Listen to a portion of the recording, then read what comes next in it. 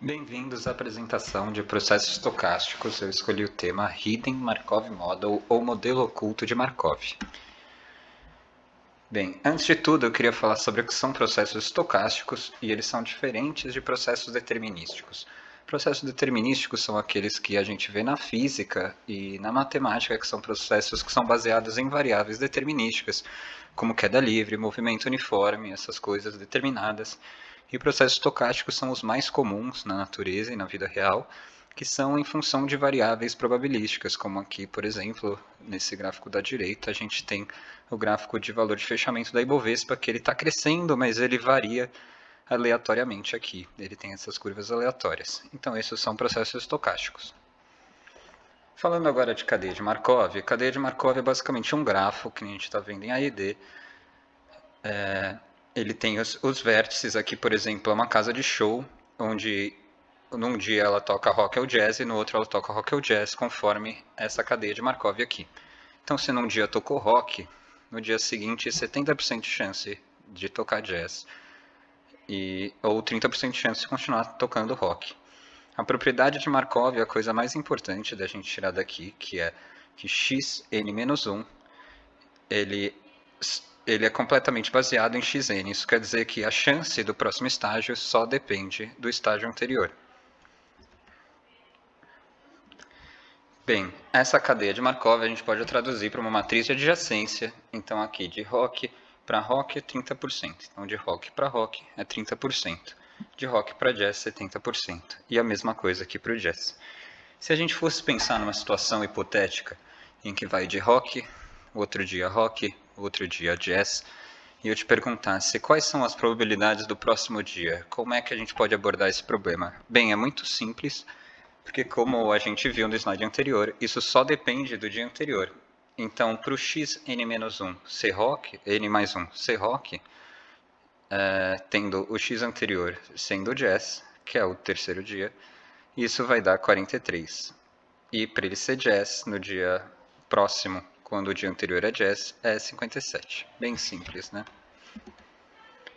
Bem, aqui pegando um exemplo ligeiramente diferente, porque a gente está dizendo o primeiro dia foi rock, o segundo a gente não sabe quais são as chances do terceiro dia. Então, essa matriz de adjacência do slide anterior, a gente vai chamar de matriz X.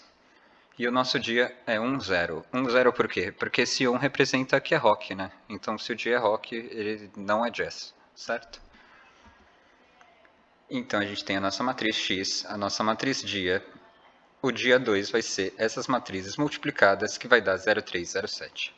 Deu exatamente a primeira linha da matriz, o que faz muito sentido, porque isso daqui são as chances quando o dia é rock, né? E como o dia era rock, temos essa chance. Agora, se a gente pega o dia 2 e multiplica, a gente vai ter o dia 3. E o dia 3 está dando essas chances aqui. Dá para a gente pensar que dá para fazer esse processo infinitas vezes e nos perguntar se o valor que vai dar aqui no dia x, no dia infinito, ele vai ser um valor que está convergindo para o mesmo valor ou ele vai ficar malucão, ele vai ficar sempre mudando de valor. Bem, então vamos pensar em estado de equilíbrio. Tem uma entrada xy, que é o dia, por exemplo, que multiplicando a nossa matriz x vai dar a mesma coisa, porque ele já atingiu o equilíbrio. Como é que a gente chega nisso? Bem, a gente faz um sisteminha simples, né, multiplicação de matrizes. A gente recebe essas duas equações e essa terceira vem simplesmente porque é uma soma de chances probabilísticas, ou rock ou jazz, tem que dar um. Um deles vai ser com certeza. Resolvendo esse sisteminha aqui, coisa bem simples, a gente tem que a chance de ser jazz é 60%, 61%, quase 62%. E a chance de ser rock é 38%. Isso daqui, se a gente visse o histórico dessa boate, dessa casa de show, durante N dias, um N grande de dias, essa seria a distribuição entre dias de jazz e dias de rock. Então, modelo oculto de Markov. Vamos expandir nosso exemplo. Nessa casa de show, todo evento tem um convidado especial, da cena do rock ou da cena do jazz. Só que os convidados tocam sempre um dentre esses instrumentos, guitarra, bateria e saxofone. De tal modo que, se é um dia de rock, o convidado 80% das vezes toca guitarra, 15% toca bateria e 5% toca saxofone. Se for no dia de jazz, é 10, 20 e 70%. Ok, nisso a gente já tem nossa matriz X, que é da parte de cima, a gente vai precisar da nossa matriz Y, que é da parte de baixo, certo? As chances dos instrumentos e a chance dos gêneros. Essa parte de cima a gente chama de camada de transição, que é onde transigem os estados. E aqui a camada de emissão, que é só em função da camada de cima, certo? Outro nome para elas também é camada oculta e camada observável. Mas oculto por quê? De onde vem o hidden do Hidden Markov Model? Então suponha que você saiba o instrumento que o convidado vai tocar, mas não sabe que gênero musical vai ser tocado no dia, qual é o gênero do dia. Então você viu uma postagem, vai um guitarrista, por exemplo, mas você não sabe, o dia fechou que gênero, você não sabe. Então, sabendo quais convidados tocaram em determinados dias, podemos saber quais gêneros musicais foram tocados nesses dias, ou estimar esses dias? Então, vamos fazer um exemplo. Vamos supor que no primeiro dia, ou na primeira semana, tocou saxofone, depois tocou guitarra, depois bateria, certo? Vamos chutar que os gêneros foram rock, rock e jazz, beleza? Não é um chute muito bom, mas a gente chutou ele. Qual a probabilidade desse chute, dessa situação? Bem, então a gente vai ter essa situação aqui, onde começa no rock, a pessoa está tocando jazz num dia de rock, aí de rock muda para rock, a pessoa está tocando guitarra num dia de rock, aí de rock muda para jazz, e a pessoa está tocando bateria num dia de jazz. Escrevendo isso em StatKeys, a gente tem que é a probabilidade de x1, né, matriz x1, ser rock puro, e multiplicado, né, pela probabilidade de y1 do instrumento ser saxofone dado rock, sendo que é um dia de rock. Aí a probabilidade de mudar de rock para rock, certo? Rock para rock. Probabilidade de ser guitarra sendo um dia de rock. Probabilidade de ser jazz de ser jazz sendo rock, então de rock para jazz, certo? E a probabilidade de ser bateria sendo jazz. Então todas essas aqui são parecidas, é algo dado algo. Essa é a diferente. Vamos começar pela diferente. Na diferente, a gente vai pegar o que a gente calculou no estado de equilíbrio. Então, a chance de ser rock puro é 38%. Substituímos lá, 38%. Voltamos para cá. E agora é só olhar na tabela. PY1C sax dado rock, então aqui dado rock, sax 0,5. Então, de rock para rock, 0,3. E assim por diante. Vocês podem pausar o vídeo e checar essas correspondências. No final, essa chance deu esse número aqui, que é bem pequeno de verdade, então provavelmente não é essa configuração.